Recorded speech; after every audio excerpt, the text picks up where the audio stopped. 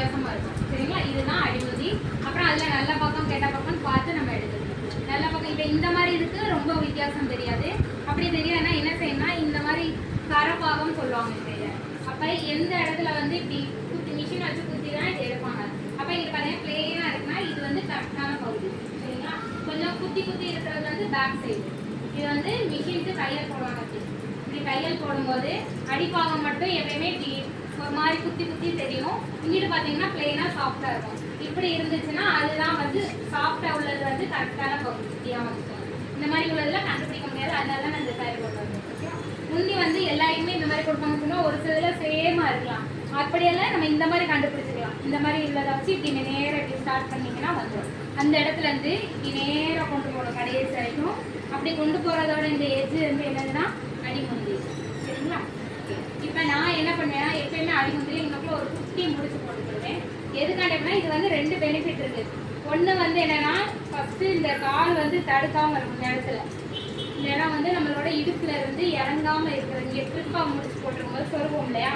அப்போ இப்போ உங்கள் கால் இதில் பட்டு இப்படி தடுக்கும் ஒரு நேரம். அப்படி தடுக்காமல் இருக்கிறதுக்கு இங்கே வந்து நான் குட்டியாக, ரொம்ப பெருசு கிடையாது, ரொம்ப குட்டியாக போட்டுருக்கேன். சரிங்களா? இன்னொன்று இந்த சாரி வந்து உங்களுக்கு என்னதான் நீங்கள் மிதிச்சாலும் கலந்து விழுகாது. அந்த ரீசன் எதுக்குன்னா இங்கக்குள்ள ஒரு டைட்டு இருக்கிறனால அந்த இடம் வந்து நீங்கள் மிதிச்சாலுமே டக்குன்னு வெளியில் வராது. அதே இது ஸ்ட்ரைட்டாக உள்ள இடத்துல வந்து யார் மிதிச்சிங்கன்னா உடனே வெளியில் வலிக்கிட்டு வந்துடும். அதனால தான் இந்த மாதிரி இது வந்து வழுக்கிற சாரி, பூனம் சாரி அந்த மாதிரி எல்லாம் ரொம்ப வழுக்கும். இப்போ பட்டு சாரிக்கு கூட தேவையில்லை, ஏன்னா அது அப்படியே நிற்கும். இந்த மாதிரி இது வந்து நம்ம ரெகுலர் யூஸ்க்கு தான் இதை கெட்டுவோம். நம்ம இங்கே நடந்து போக வர மாதிரி இருக்கனால இந்த மாதிரி குட்டியாக போட்டுட்டு நீங்கள் கெட்டும் போது ஈஸியாக இருக்கும். வைக்கிற பீட்ஸ் வந்து கொஞ்சம் பெருசாக வச்சுக்கோங்க.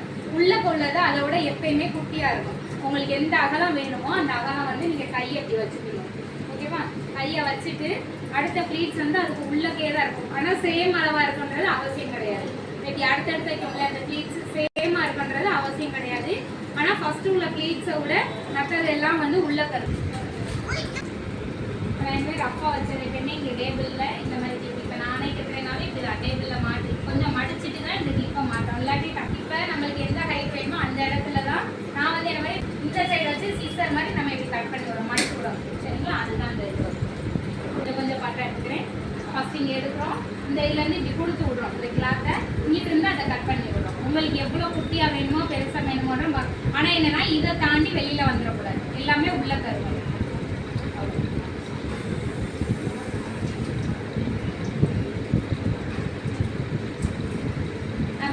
இந்த ஃபர்ஸ்ட் உள்ளதும் இந்த லாஸ்ட் உள்ளதும் ஆப்போசிட்ல இருக்கும். சரிங்களா? இப்போ இது இந்த சைடு பார்த்துருக்குன்னா ப்ளீட்ஸ் வந்து இப்படி இருக்கா, அந்த ப்ளீட்ஸ் வந்து இந்த சைடு வர்றதுனால ஆப்போசிட்ல இருந்தால் தான் இப்படி வரும் நம்மளுக்கு. இதே இது ரெண்டுமே சேமா இருந்துச்சுன்னா ஸ்டார் குத்துறோம்ல அந்த மாதிரி வரும், இப்படி வராது. நம்மளுக்கு இப்படி பார்த்தா இப்படி இருக்கணும். இதுவும் ஆப்போசிட் சைடில் இருக்கும் நம்மளுக்கு. அது இந்த மேலே உள்ளது எப்பயுமே இப்படி மேலே இருக்கணும், அடியில் உள்ளது ஆப்போசிட் சைடில் இருக்கும். ரெண்டுமே அதை ஞாபகம் வச்சுக்கணும். எப்பயுமே எடுத்துட்டு அதே அளவுக்கு நம்ம க்ளீன் பண்ணிடலாம். நான் சொன்னது உள்ளக்க வேற வேற அளவா இருந்துக்கலாம், அது ப்ராப்ளம் கிடையாது. ஆனால் அந்த ஃபர்ஸ்ட் லேயரை தாண்டி எதுவுமே வெளியில வந்துடக்கூடாது. ஓகேவா? அது மட்டும் கன்சிடர் பண்ணணும். உள்ளக்க ஏதாவது விட்டுட்டு குத்திருக்கோம். அதுக்கப்புறம் அதே இப்போ இங்கே ப்ளீட்ஸ் நமக்கு வேண்டது கரெக்டான அளவு எடுத்ததுனால இது சைடு அந்த ப்ளீட்ஸ் வந்து தெரியும்.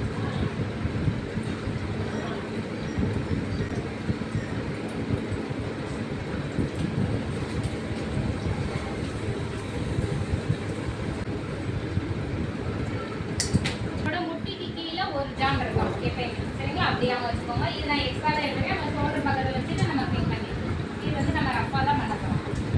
இப்போ எப்படி ஸ்டார்ட் பண்ணுறோம்னா நம்மளோட ரைட் சைடு இவங்க வந்து மீடியமான சைஸாக இருக்கலாம். இப்போ ரொம்ப ஒல்லியாக இருக்காங்கன்னா அவங்க இங்கேருந்து ஸ்டார்ட் பண்ணணும். ஏன்னா ப்ளீட்ஸ் வந்து ரொம்ப அதிகமாக இருந்தால் அவங்க ஆல்ரெடி ஒல்லியாக இருக்காங்க. ப்ளீட்ஸ் இங்கே நிறையா வரும்போது வயிறு பெருசாக இருக்கிறப்பல தெரியும். அதனால ரீசனால சாரியை கொஞ்சம் இங்கேருந்து ஸ்டார்ட் பண்ணணும். ரொம்ப லீனாக உள்ளவங்க, அப்புறம் மீடியம் உள்ளவங்களுக்கு சென்டரில் ஸ்டார்ட் பண்ணணும். ரொம்ப வெயிட்டாக இருக்காங்கன்னா லெஃப்ட்டோட நம்ம லெஃப்டில் இருந்து ஸ்டார்ட் பண்ணணும். இப்போ இது வந்து மீடியமுக்கு ஸ்டார்ட் பண்ணுறவங்க இங்கே ஸ்டார்ட் பண்ணணும். ரொம்ப ஒல்லியாக இருக்காங்கன்னா இங்கே ஸ்டார்ட் பண்ணணும். சொருகிட்டு லென்த்து ஓகேவா அப்படின்றத ஃபஸ்ட்டு ஒர்க்கா பார்த்துட்டிங்கன்னா போதும். இப்போ நிறையா பேர் பின்னாடி சொருக மாட்டாங்க, நம்ம பின்னாடியும் கண்டிப்பாக சொருகணும். இந்த சைடு ரைட் சைடு வரைக்குமே நம்ம நம்ம சொருகணும். அப்பனா தான் பின்னாடி வந்து நம்மளுக்கு தூக்காம இருக்கும். காட்டன் சாரி நீங்க எப்படி கட்டாலும் கண்டிப்பா ஓரளவுக்கு தூக்க தான் செய்யும். இப்போ ஃபர்ஸ்ட் சுத்து சுத்தியாச்சு. என்ன செஞ்சிருக்கோம், சென்டர்ல இருந்து ஸ்டார்ட் பண்ணி இப்படி ஒரு சுத்து சுத்தி இருக்கோம். ஓகேவா? அதுக்கப்புறம் இந்த பின்னை பிடிச்சுக்கோங்க. நம்ம எடுத்த பின்னை எடுத்துட்டு இன்னொரு சுத்தி, இது வந்து செகண்ட் சுத்து சுத்தி அந்த வர்ற சுத்தை இப்படி மேலே போடும். ஃபர்ஸ்ட் என்ன பண்ணோம், அடிமுந்தி வச்சு ஒரு சுத்து சுத்திட்டு இது மேலே போறதுக்காண்டி இன்னொரு சுத்து சுத்தி மேலே போட்டோம். சரிங்களா? தெரியலன்னா எனக்கு கூப்பிடுங்க, அடையாளம் வந்து சொல்லிடுறேன். அதுக்கு டேபிள் எல்லாம் ஓரமா போட்டுட்டு இந்த சென்டர்ல இருந்து தான் கட்ட போறோம்.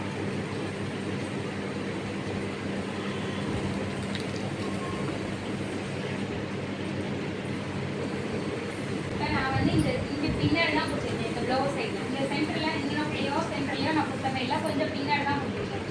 அதுக்கப்புறம் எப்பயுமே கெட்டுறதுக்கு முன்னாடி இந்த இடத்த அரேஞ்ச் பண்ணிட்டு நம்ம கெட்டினோம்னா நம்மளுக்கு சைடு ரொம்ப தெரியாது. ஃபஸ்ட்டு கீழே கொண்டு போகிறதுக்கு முன்னாடியே இங்கே எவ்வளோ வேணுமோ அந்த அளவுக்கு நம்ம அப்படி எதையோ அவ்வளோ கவர் பண்ணுற அளவுக்கு எடுத்துக்கிட்டு, அதுக்கப்புறம் இந்த சைடு இருந்து நல்ல டைட்டாக எவ்வளோ டைட்டாக நீங்கள் எழுதிங்களோ அவ்வளோக்கெல்லாம் ஒல்லியாக சேஃபாக தெரியும். இப்போ நல்லா டைட்டாக இழுத்துட்டு இந்த இது வந்து இப்படி ஸ்ட்ரைட்டாக தான் இருக்கும் நம்மளுக்கு. அதே பண்ண போகிறோம். கட்டுக்கு உள்ள கூடி தான் அந்த கட்டில் கண்டிப்பாக குத்தி இருக்கோம்னா கண்டிப்பாக கலந்துரும். இப்போ நம்ம சென்டர் ப்ளீட்ஸ் எடுக்கிறோம். எப்பயுமே இருக்கும்போது இந்த பின்னு குத்துனதுலேருந்து ஒரு ஜான் தள்ளி எடுக்கணும். எதுக்கு ஒரு ஜான்னா இப்படி மேலே வச்சு அது உள்ளே சொருவோம் இல்லையா, அதனால இந்த பின்னிலேருந்து ஒரு ஜான் தள்ளி வச்சுட்டு தான் நம்ம இந்த ப்ளீட்ஸ் வந்து ஸ்டார்ட் பண்ண போகிறோம். இப்போ வந்து நம்ம ப்ரீ ப்ளீட்டிங்க்கு பழகலை, ட்ரேப்பிங் மட்டும் பழகிறோம். அதுக்கான மெத்தட் அப்படியே ஆப்போசிட்டாக இருக்கும்.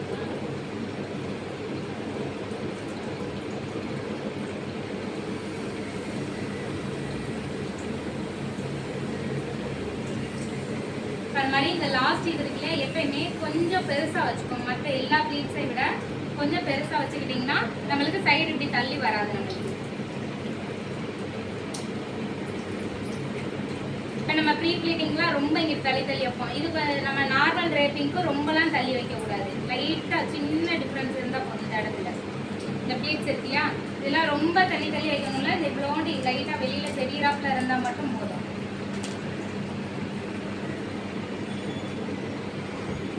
இந்த இடத்துல பின் பண்ணிக்கிடுவோம். பின் பண்ணிட்டு இப்போதான் ஷேப் கொண்டு வர்றதுக்கு நம்ம பண்ண போகிறோம். இந்த சைடு நம்ம டைட்டாக நம்மளோட ரைட் ஹேண்ட் சைடு, இப்போ நானே ஏ சைடு ஒரு 2 சைடு வச்சு தான் பண்ணுறது. ரைட் ஹேண்ட் சைடு டைட்டாக பிடிக்க பிடிக்க இங்கிட்ட வந்து லைன்ஸ் வரலாம். அதை நம்ம அப்படியே ஃபார்ம் பண்ண போகிறோம் நம்மளாம். இப்போ இப்படி வந்தாலே இந்த இடத்துல நான் டைட் பண்ண ஆட்டோமேட்டிக்காக ப்ளீட்ஸ் வருது. சரிங்களா? அப்போ நம்மளாம் இங்கேக்குள்ளே வந்து கொண்டு வரணும் இப்படி ப்ளீட்ஸை. மொத்தம் 4 இல்லை 5 ப்ளீட்ஸை இந்த ஸ்கட்டோட சேர்த்து பின் பண்ண போகிறோம். அப்போனா தான் நம்மளுக்கு. இப்போ அதுக்கப்புறம் இங்கே ஒருக்கா உதறிக்கோங்க. இங்கே என்ன பண்ணணும்னு புரியுதா? ஃபஸ்ட்டு ஒருக்கா பின் பண்ணோம். அடுத்து அங்கேருந்து ஒரு ஜான் தள்ளி வச்சுட்டு ப்ளீட்ஸ் எடுத்தோம். ப்ளீட்ஸ் எடுத்துட்டு இதை நல்லா இப்படி நம்மளோட ரைட் ஹேண்ட் சைடு நல்லா இழுத்து பிடிச்சிங்கன்னா இங்கக்குள்ள வந்து ஸ்டெப்ஸ் வரும். அப்படி வரலைன்னா நம்மளா கிரியேட் பண்ணணும் 4 ஸ்டெப்ஸ். அதிகபட்சம் போனால் 5, அவ்வளோதான். அதுக்கப்புறம் இது வந்து டைட்டாக உங்களுக்கு ஷேப் நல்லா கொடுக்கும். சரிங்களா? இப்போ அதை பின் பண்ணியாச்சு. இதை நம்ம இப்போ வந்து எடுத்து உள்ளே சொருக போகிறோம். இது எப்படி ஒரு இது பண்ணிட்டு சொருகுனீங்கன்னா உங்களுக்கு அரேஞ்ச் பண்ணிடும் கரெக்டாக. அதுவும் அவங்களுக்கு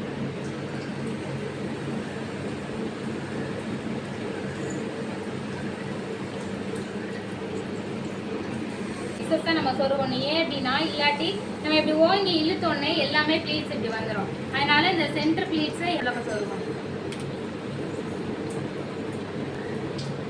இந்த ஃபர்ஸ்ட் ப்ளீட்டை சேர்த்து தான் எப்பயுமே குத்தணும்.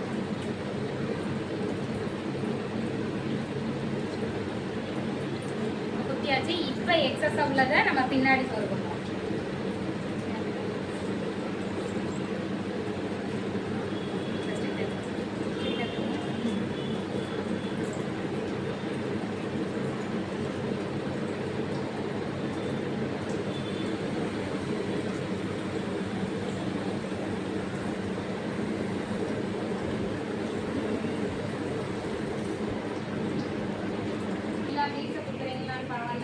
இந்த ஃபர்ஸ்ட் பீட்டை மட்டும் இப்படி லைட்டாக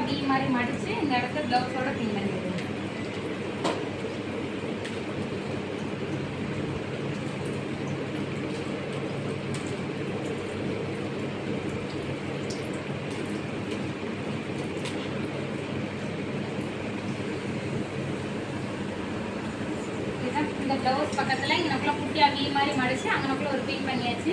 இப்போ இதை ஷேப்பாக எடுத்து விட்ருங்க. அந்த மாதிரி இதுவும் ரொம்ப ஏற ஏற நம்ம வெயிட்டாக தெரியும். அதனால ஓரளவுக்கு ஏற்றி விட்டுட்டு இந்த இடத்த இழுத்து விட இங்கனக்குள்ள உங்களுக்கு நல்லா டைட் ஆகும்.